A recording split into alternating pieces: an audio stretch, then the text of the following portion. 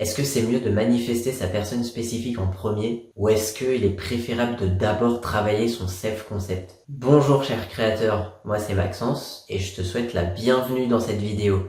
Si t'es ici, c'est sûrement que t'as envie de manifester ta personne spécifique, mais que tu n'as pas un très bon self-concept. Alors peut-être que tu as déjà essayé de travailler ton self-concept, mais que tu n'as pas réussi parce que t'es trop obsédé par ta personne spécifique et c'est totalement ok, je comprends complètement. Mais est-ce que tu pourrais manifester tes désirs et ta personne spécifique avec un mauvais self-concept? Alors oui, totalement, tu peux. Parce qu'en fait, la manifestation, c'est pas une question de self-concept. Si t'as une pensée, que tu l'entretiens, que tu vis dans ta finalité, t'as toujours des pensées par rapport à ton désir. Si tu te sens déjà en couple avec ta personne spécifique et que t'entretiens vraiment cette pensée, que t'as un bon self-concept ou non, ça va de toute façon se matérialiser. Alors du coup, pourquoi s'embêter à avoir un bon self-concept? Je vais te donner un exemple. Alors dans ce cas-là, tu te dois te dire, eh ben super, je peux manifester mes désirs, j'ai pas à m'embêter à travailler mon self-concept, bon débarras. Mais attends, je vais te dire une chose. Je te reprends l'exemple de la personne spécifique. Imagine, donc t'as manifesté la relation que tu voulais, donc une relation de couple, j'imagine. Ça y est, vous êtes ensemble, c'est le bonheur. Imaginons là, tu écris à cette personne, et cette personne,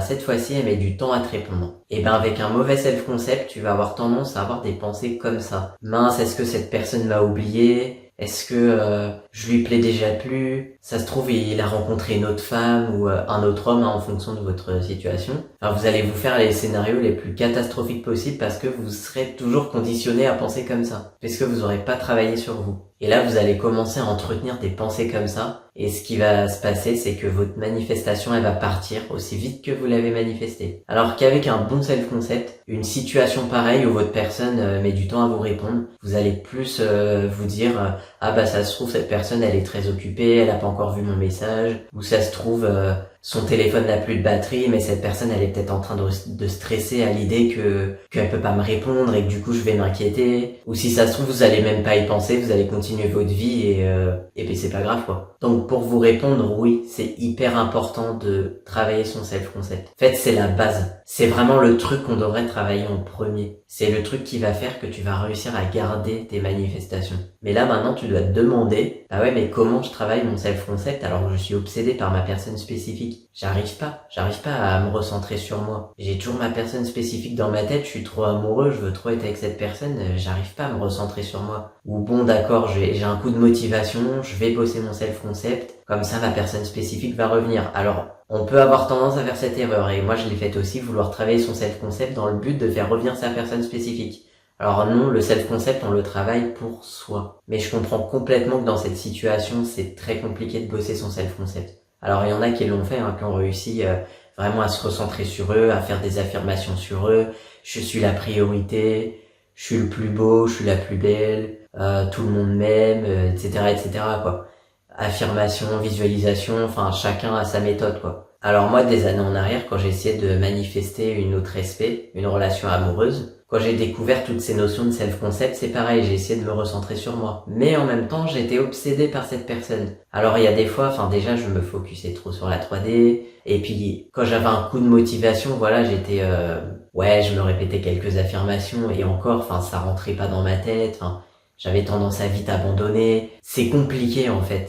En fait, toi, tu es dans ta tête, t'es que ta personne spécifique, tu ressens tout cet amour. C'est comme une addiction quoi. Et c'est compliqué là de se dire bah mince, là je l'ai plus, faut que je travaille vraiment sur moi. C'est comme si tu te l'enlevais de la tête et que du jour au lendemain, tu te retrouvais avec plus rien. Mais là, je vais te dire une chose. C'est possible de travailler ton self-concept en étant obsédé par ta personne spécifique. J'ai une méthode que j'ai découverte sans faire exprès grâce à mes audios fictifs. Je n'imaginais pas que ça m'emmènerait jusque-là d'ailleurs. Ce que j'ai fait en fait, je m'éloignais vraiment de mon self-concept, mais vraiment, vraiment, vraiment. Je n'étais absolument pas sur mon piédestal et pourtant, il y a un jour je me suis rendu compte à quel point j'avais un excellent self-concept et je m'étais rendu compte de rien.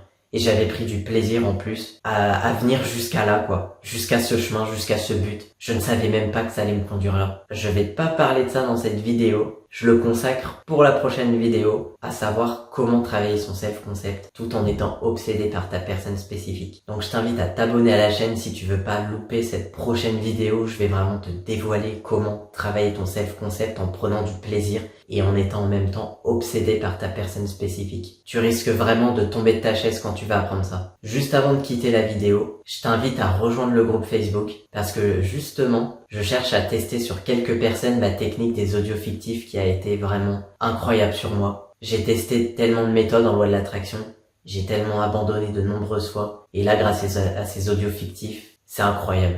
C'est vraiment incroyable ce qui est en train de se passer et c'est pour ça que j'ai autant de plaisir à te faire ces vidéos. J'ai tellement d'idées de vidéos là, même si je viens de lancer la chaîne. Alors franchement, n'hésite pas à rejoindre ce groupe Facebook là qui est... Le lien il est dans la description de la chaîne et je vais essayer de le mettre dans la description de la vidéo aussi, mais le lien ne risque de pas être cliquable pour le moment. Je vais voir si je peux le mettre dans un commentaire que je vais épingler. En attendant, je te fais des gros bisous et surtout n'oublie pas que tu es le seul et unique créateur de ta vie.